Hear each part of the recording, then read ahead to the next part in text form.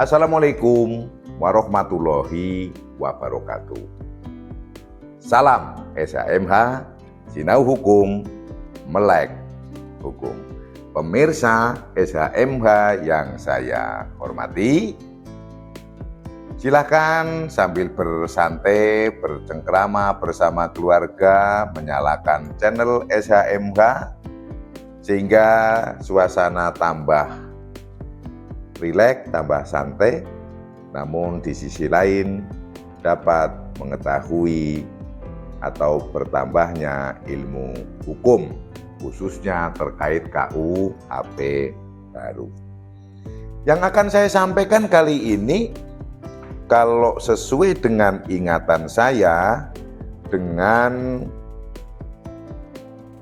mencermati atau mengikuti pemberitaan di televisi, di koran, di media-media elektronik atau media sosial, hal ini tuh sering terjadi. Bahkan pernah di suatu kota besar ditemukan tulang-tulang atau jasad orok gitu. Jasad orok.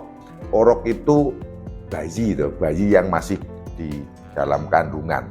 Kalau secara bahasa yang bahasa Indonesianya itu ya janin yang di dalam kandungan karena digugurkan.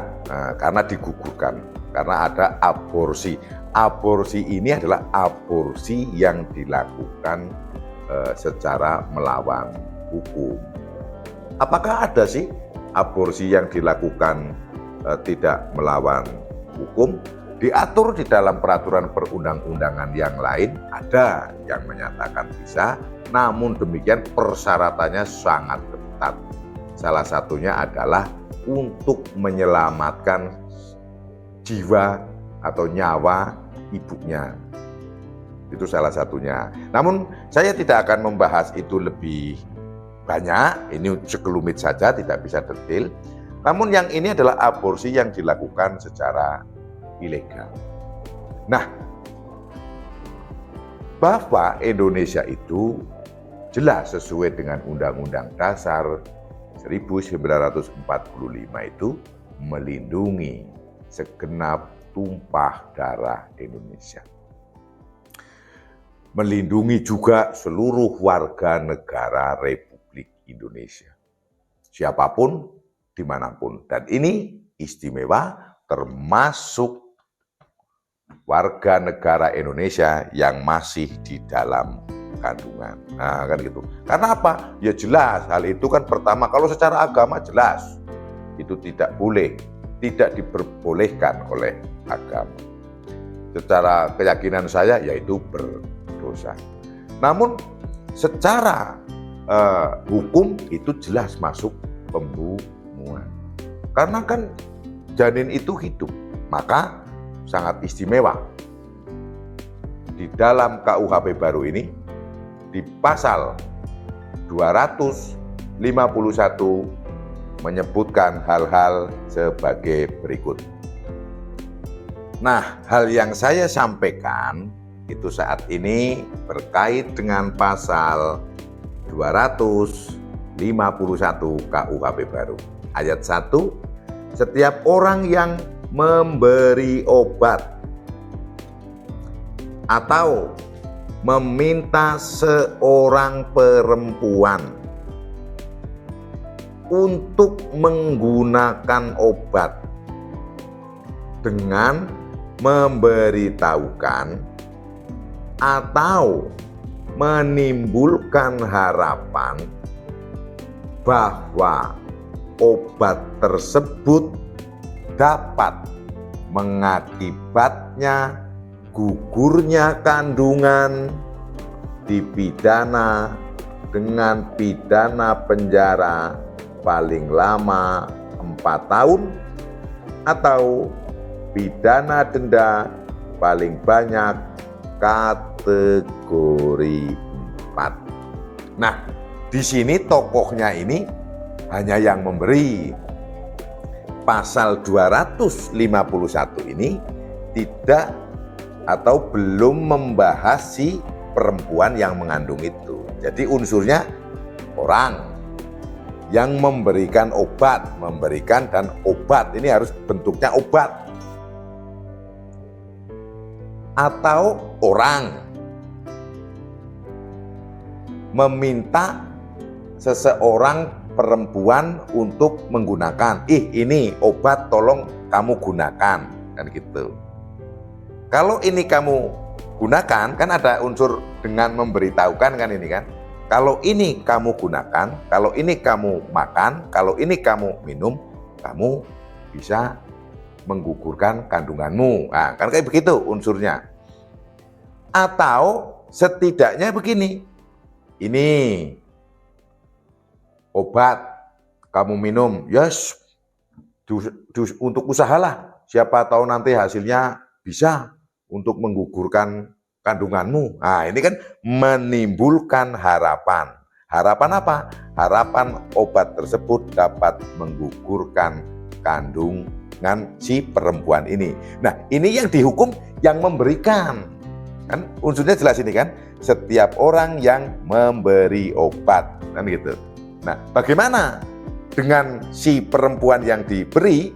Bagaimana dengan si perempuan yang berniat menggugurkan? Akan ada pasal yang lain. Namun untuk pasal ini hanya membahas orang yang memberi obat dengan memberitahukan kalau obat tersebut dapat menggugurkan kandungannya, atau orang yang memberikan obat terhadap seorang perempuan dengan akhirnya memiliki harapan bahwa kandungannya dapat gugur setelah memakan obat tersebut.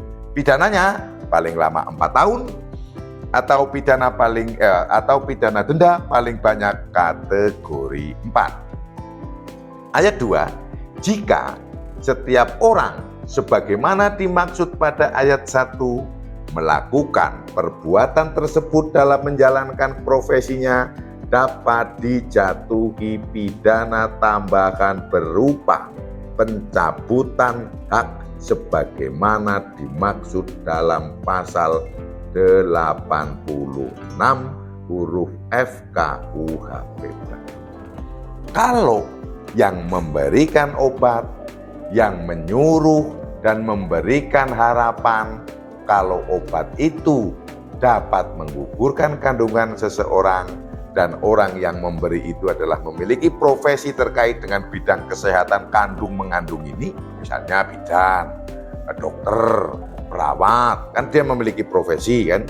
Maka kalau ini terjadi dan dapat terungkap perkaranya, maka akan dapat ada hukuman tambahan, yaitu pencabutan hak. Maka ini langsung, tidak perlu mengulang lagi. Kalau yang video-video di depan kan, kalau dalam waktu 2 tahun gitu, mengulangi tindak pidana yang sama, maka dapat diberikan tambahan pidana yaitu pencabutan hak. Namun kalau ini tidak, begitu kena, mohon maaf ini, misalnya seorang perawat, langsung ditambah ada berupa hak sebagaimana dia praktek misalnya, sudah dicabut sehingga dia tidak bisa praktek, seperti itu.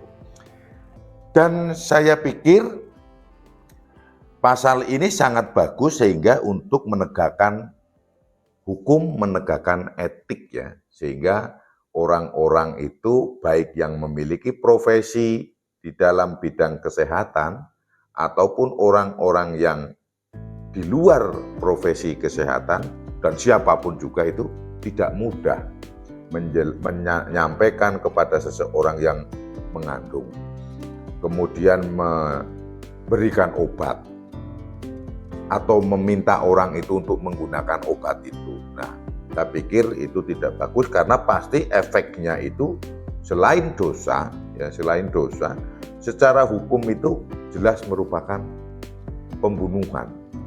Dan mohon maaf, beberapa kasus yang pernah terjadi karena ada aborsi yang dilakukan dengan minum obat tertentu, maka terjadi bleeding, terjadi pendarahan.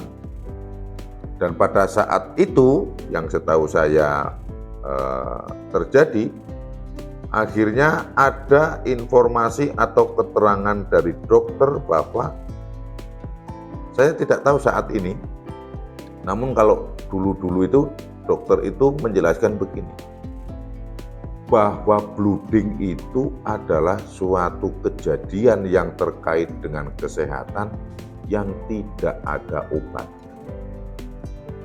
Jadi untuk menghentikan pendarahan itu adalah belum ketemu caranya. Caranya hanya satu. Kalau memang masih banyak keluar, ya hanya ditambah darah. Tidak bisa, mohon maaf, di plester gitu berhenti pendarahannya, itu nggak bisa. Tetap akan dia berhenti dengan sendirinya. Berhenti dengan sendirinya.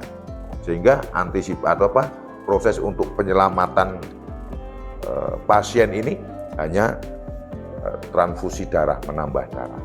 Dan kejadian yang sudah-sudah kita sering, orang yang melakukan aborsi secara ilegal, maka kedua-duanya meninggal dunia.